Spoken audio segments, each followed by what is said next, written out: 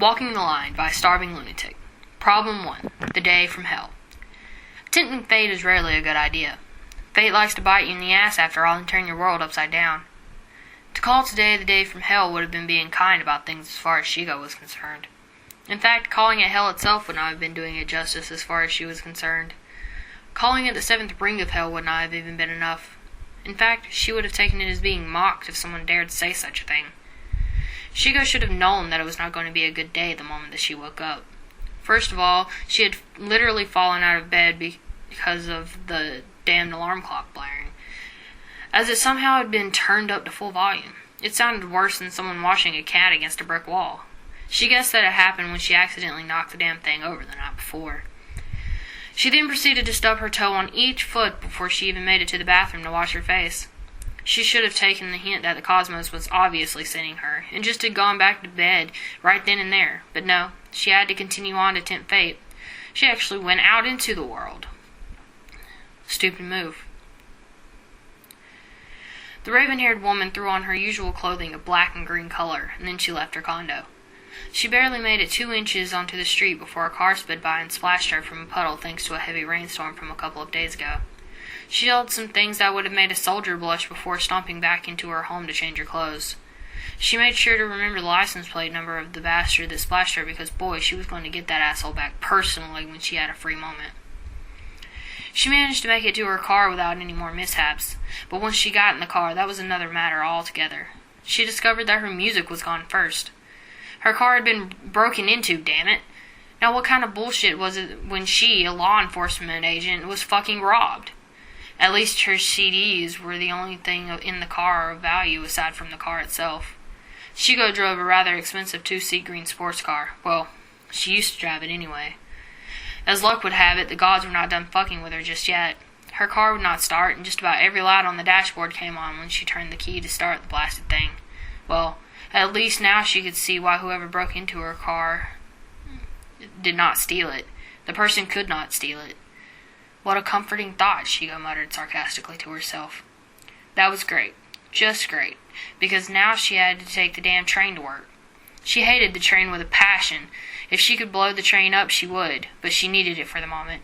Her mind told her that she should have just stayed in bed already, but she was outside already, so she continued on instead of doing the similar thing, going back into her home. She, of course, missed the first train by mere seconds, and was therefore late to work. But she had expected that. She knew she would be late the moment that she found out her car was not working. The thing was that had she caught the first train, she would not have been over an hour late for work. It did not get any better when she got to work. Being an hour late for work made it mandatory for her boss to crawl up her ass for 10 minutes. It had to be rather crowded up there considering how pissed she was already. She supposed the funny thing was that she had hit her tolerance level for the day and it had only been 9 in the morning. The considerate thing to do would have been to warn her coworkers about her mood, especially since she could set her hands on fire and she was a master of countless styles of self-defense. But since her patience was already gone, she had not been really very considerate. Most of the people that worked with Shigo were used to her being in a terrible mood. They usually stayed away from her anyway. She was cranky on her best day and borderline homicidal on her worst. After being thoroughly reprimanded for being late, which Shigo insisted was not her fucking fault to begin with, and that was the edited version of her words, she went to change into her work clothes. The locker room was empty. Apparently, she had been the only person late that day. She wondered where everyone was, and then she recalled that they were supposed to meet up for the monthly status report.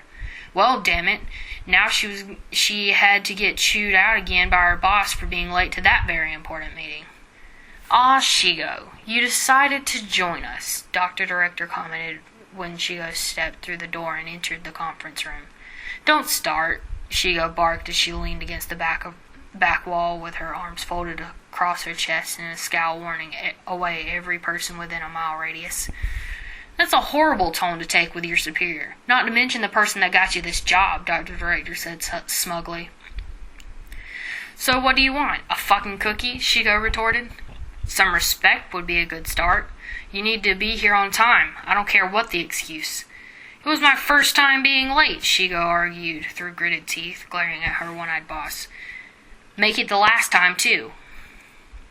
The pale woman only rolled her emerald green eyes. She really did not want to hear it, whether it was from her boss or not. She was in a mood that did not put her boss above an ass-whipping at the moment. It was not like she cared so much about the stupid job that she would not hit her boss, especially since she knew that it would take a lot for Dr. Director to fire her. An ass-whipping would probably get her suspended, especially if she won. So she held off on slapping Dr. Director while they were on the clock. The meeting ran like one long reprimand in Shigo's direction, which they usually did. There were talks of excessive force. Shigo figured that if criminals did not desire to be hit with plasma blasts, then the wise thing would be to find new careers, or at the very least surrender when she told them to. She was not there to hold their hands while they robbed places blind.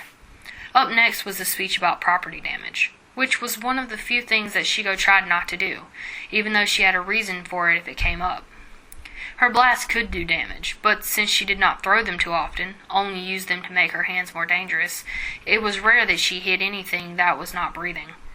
If she did hit something of value, she shrugged and moved on. She always asked, would the people feel better if she just let the often deadly criminals go to save a few cars? Of course, that usually got her glared at by a lot of people. The last item on the menu was the budget and public relations. The budget and public relations went hand in hand like a couple that hated each other. Their department funding counted on how much the public liked them, and the majority of them were not people-friendly. Their department was a special brand of law enforcers, and they did not see why they had to please the masses. After all, they were not politicians. Their popularity typically steadily declined until they did something really big, like catch someone bent on blowing up the city or something like that. Their department usually went after superpowered criminals or just advanced criminals that were too much for the regular police. The city was actually crawling with all kinds of murderous lunatics with all different types of agendas, armed with superpowers, super science, or any combination of other things. Sometimes they took hostages and made demands, or destroyed buildings, or, like that damn day, released a giant blob monster into the streets that just wanted to eat everything. Hands down, bio-eco criminals pissed Shigo off the most because they did the strangest things for the strangest reasons. Seriously, what the hell was a hungry blob supposed to accomplish? Shigo still did not have an idea as to who released the blob monster, and quite frankly, she did not give a damn. The person was on her long ass-kicking list just because she had to fight the damn monster. She was willing to bet that she had been given the disgusting assignment for mouthing off to the big boss that morning. But whatever the reason, it was up to her to stop the mutant slime ball. It had not been too difficult to stop the stupid monster, but it slimed her. She had sky blue glop in her long ebony hair, and it drenched her catsuit uniform. She also had to subdue the thing without killing it, so their lab of super nerds could figure out what it was and hopefully where it came from. She did not give a damn about that either. Dr. Director had the nerve to point out that Shigo should care just a bit about the creature, considering the fact that she was covered in it. The raven-haired female hated to admit that her chief had a point. The fact that the slime smelled extremely putrid made her care just a little. The best news of the day was that the slime thing was relatively harmless, only very hungry. If the thing was relatively harmless, then what was the point in releasing it into the city? Probably just some scientists with a sick sense of humor let the thing go for a laugh. It happened more often than people knew. It happened much too often for her taste. Once was too often as far as her department was concerned. They were serious protectors of the city, most of them anyway, and they did not have time to go chasing gags let loose by one of the city's many scientists.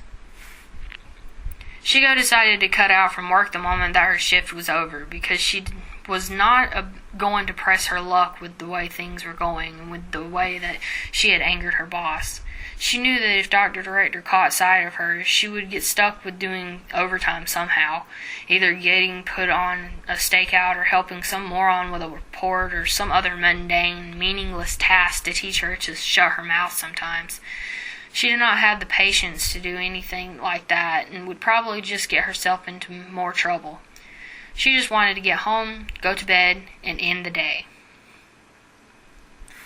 Shigo trudged down the street to her condo. She was happy to be home. The train took so damn long.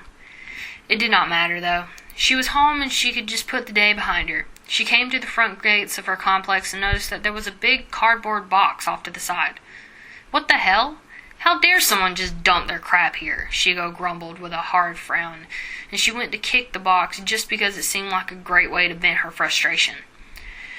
The emerald-eyed female gave the box a good, swift kick and was going to do it again, but this box made a noise. She craned an onyx eyebrow because, as far as she knew, boxes were not supposed to yell.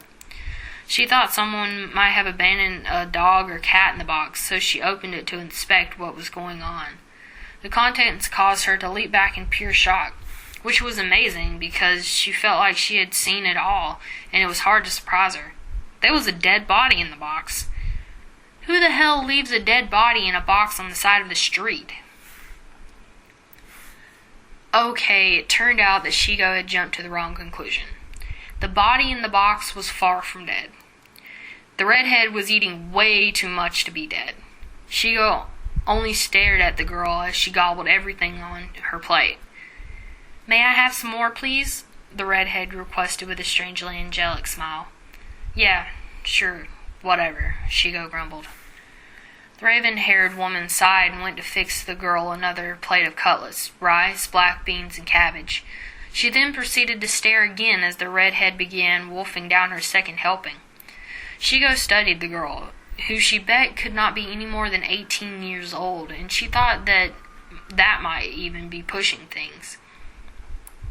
She had on a black tank top that showed most of her arms were heavily bruised. Her right hand was also damaged with severe bruising, but that was not stopping her from eating as if she was starving. "So, kid, what's the deal?" Shigo inquired after a few minutes. "Huh?" the redhead replied, while taking a second to look up from her meal and pay her hostess some attention, as that was the polite thing to do. "What's the deal? What were you doing in the box?" Shigo clarified, motioning to the box by the door. She was not sure why the kid had dragged the thing in with her. "Oh, I guess I got beat up," the teen answered with a rather sheepish look on her face. "You guess?" Shigo asked with an arched eyebrow. She figured that being beaten up would be something definite. Either she was or she was not. There should not be anything to guess about. "Well, I remember 3 guys and them saying something about how they didn't want me around. I was going to run because I didn't see the point in getting into a fight with them over something so stupid, but they caught me by surprise. They used some kind of powder and I got all dizzy. Next thing I know, I'm in your house." The redhead explained with a shrug, as if it was nothing, and then she looked around. "This is a nice place you got here. It's totally spanking," she commented with another smile. It was more cheerful than angelic that time. "Whatever. What's this something stupid they beat you up for?" the older woman inquired. The girl scratched her head. "I think it was about being on their turf." "So, a gang beat you up," Shigo guessed. There was no shortage of gangs in the city. "I don't think it was a gang. There were only 3 of them," the redhead answered. Shigo nodded, and she just let the girl eat after that. The raven-haired woman did continue to silently inspect her guests. Aside from the bruises, the girl appeared a bit dirty, which tended to happen after any good butt-kicking. The bad thing was that the teen smelled, too, like she had been in that box all day or maybe even longer than that. She figured that it would not hurt for the girl to get cleaned up while she could. "When you're done, you can go in the bathroom and take a shower," Shigo suggested. Well, really ordered. It was either bathe or get out, because that stench was enough to bring tears to her eyes. That would be so great. I'm not sure I can do a good job with my hand all messed up, though, the teen mused aloud while flexing her right hand. She hissed a bit as she moved the injured part. She did not think that it would hurt as much as it did to make such a simple motion with her hand. "What are you getting at?" Shigo asked in a suspicious tone, narrowing her gaze. "Do you suppose you could help me?" "Take a shower? Hell no! I did enough by feeding your greedy ass," the officer answered. "But I can't really move my hand." Shigo stood by her hell no while the girl went back to eating. Afterwards, Shigo found herself giving the redhead a hand in bathing because the teen's right hand was borderline useless for the moment. She washed the redhead's hair while the teen took care of washing her body. "It's great to have a hot bath," the teen stated with a relaxed sigh while Shigo was trying her best to not think about how she was in the bathroom with a nude stranger with her hands in the girl's head. Shigo remained silent until her guest was about to turn around. "Hey, don't move," the raven-haired female barked. "Well, you're not talking, so I thought if I'd look at you, I'd figure out what was wrong," the younger female explained. "What's wrong? What's wrong is that I'm in a bathroom with a naked bum that I don't know from Adam, and I'm shampooing her freaking scalp." Shigo pointed out the obvious. "Oh," the girl nodded to show that she understood. "Thanks anyway," the redhead smiled brightly. Shigo frowned. Apparently she had found a kid that was emotionally imbalanced or something close to it. She could not think of another reason why the girl would smile and thank her after she called her a bum. She decided not to think too much on the matter because she figured that she would be rid of the teenager by the morning. The pale woman provided the teen with new clothes, which were slightly too big for her because Shigo was taller and she filled out a little more than her guest. She went to take her own shower while the redhead curled up on the sofa to watch television. When Shigo came back into the living room, she found her guest tucked into a ball, sleeping soundly on the couch. She retrieved a blanket and put it over the teen before going to bed herself. When Shigo rose in the morning, she found the teen still out on the sofa. She did not think anything of it. She made herself some breakfast and left her guest a plate on the table. She left a note requesting that the redhead lock up on her way out, or else. She then left for work. "What do you mean you found a kid in a box?" Dr. Rector asked Shigo with a furrowed brow. They were inside the boss's very tiny office at the end of the workday. The raven-haired woman had to tell Dr. Director about how she found a teenager in a box outside her home because, believe it or not, she and Betty were good friends, as far as a person could be good friends with Shigo. They had grown up together, even though Betty was actually a few years older than Shigo. But they had the common interest of loathing their brothers and coming from eccentric families to bond over. They always had a lot in common, and that kept them close throughout the years. "What do you mean, what do I mean? I found a kid in a box outside my house. She was lying in the damn box," Shigo replied. She felt that was explanation enough. It was as straightforward as she could be. "What was she doing in the box?" Betty asked. She had never heard of something so far-fetched. Who just found kids in boxes outside their condos in good neighborhoods? No one that she could think of, and considering the bizarre things that she lived through and saw on a daily basis, she thought that she had a wide breadth of knowledge on the subject. "I don't know, pretending it was a damn fort or something? She said that she was beat up and that was about the last thing she remembered," the pale woman answered. "And you let her stay at your house?" the brown-haired woman asked incredulously. "I couldn't just leave her in the box, especially after how hard I kicked the stupid thing," Shigo argued. "You don't know anything about this kid, though. She could have robbed you blind by now. I'd like to see the little bitch try. She would hunt the kid down just like she did the bastard that broke into her car, who is now sitting in jail." "Oh, right. I forgot who I was talking to for a moment. Fucking superwoman." "So, what are you going to do?"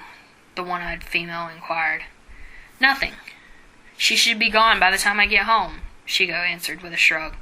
She did not see any reason for the kid not to be gone by the time she returned home. It was not like they were friends or anything like that. They did not even know each other. Well, what's her name? Don't know, don't care. I just want the little bitch gone by the time I get home, Shigo stated. If you say so, I don't see why you took the kid into your house and you don't know anything about her. She could be a runaway, a serial killer, a freaking terrorist. I can keep going if you like, Betty said. You know, I'd prefer that you didn't, Shigo commented dryly. Dr. Director only smiled slightly and shrugged. Shigo frowned while trying to not think about the question of the conversation, which was, why had she taken the kid into her house? She should have left the redhead in that stupid box on the street, and she probably would have lived a much happier life, she figured. Well, too late to dwell on that now. Shigo left work after talking to Betty a bit more. She yawned as she came to her condo, thinking about how good her bed was going to feel after a nice long shower. She hoped there were leftovers because she did not feel like cooking, but she would bet her money that her guest ate those before leaving. She opened her door and was surprised for the second time in as many days because that red-headed girl greeted her. Shigo hated surprises now. "Welcome home!" The redhead grinned. "What the hell are you still doing here?" Shigo demanded with a scowl. "Well, I was waiting for you." "Why?" Because you cook very well and I was hoping I could have some more to eat. Besides, I don't have bus fare to leave," the redhead explained with a bit of a laugh. Shigo growled as she went into her jacket pocket. She pulled out her wallet, yanked out a few bills, and practically flung them at the teenager. The guest only looked at the money as it dropped to the carpeted floor. She then turned her gaze back to the emerald-eyed woman that owned the place. "Are you going to make more chicken for dinner?" the redhead asked, as if she was unaffected by the blatant disrespect to her person. She had that angelic smile plastered on her face again. I ate the last of its lunch." Shigo growled in fury, but marched away to put her things away. She then began cooking dinner. She prepared baked ziti, and her guest ate like a girl possessed. She noted how pleased the teen appeared while eating. The redhead glanced up when she felt the eyes of her hostess on her, and then she smiled brightly at the older woman. Shigo sucked her teeth and turned away from the girl, figuring that eyeing the teen was only encouraging the little fool. "May I have some more, please?" the injured girl requested as soon as her plate was clear. "Huh? Oh, sure," Shigo replied, and she got the redhead seconds on her meal. "This is so good. You're a great cook, ma'am. Thank you very much," the teen said. Shigo only rolled her eyes. She wanted to get rid of the annoying brat. If I wanted to live with a teenager, I'd have stayed home, she silently commented to herself. She tried to think of something to say to the girl that would get the bum to leave, and then she got an idea. "Hey, kid," Shigo said with a devilish smirk curling onto her painted black lips. "Yes?" the redhead answered. "How'd you like to stay here?" "Stay here?" the younger woman echoed. "As my pet," Shigo added smoothly, like it was a normal thing to offer. "Stay here as your pet," the redhead said with a rather dubious expression gracing her smooth features. Shigo thought that she had the girl. Surely the redhead would be more than insulted and disgusted by such a vulgar suggestion. She would probably lose her temper and storm out while declaring that Shigo was a very sick woman. She would be rid of this stupid kid, and then she could move on with her life.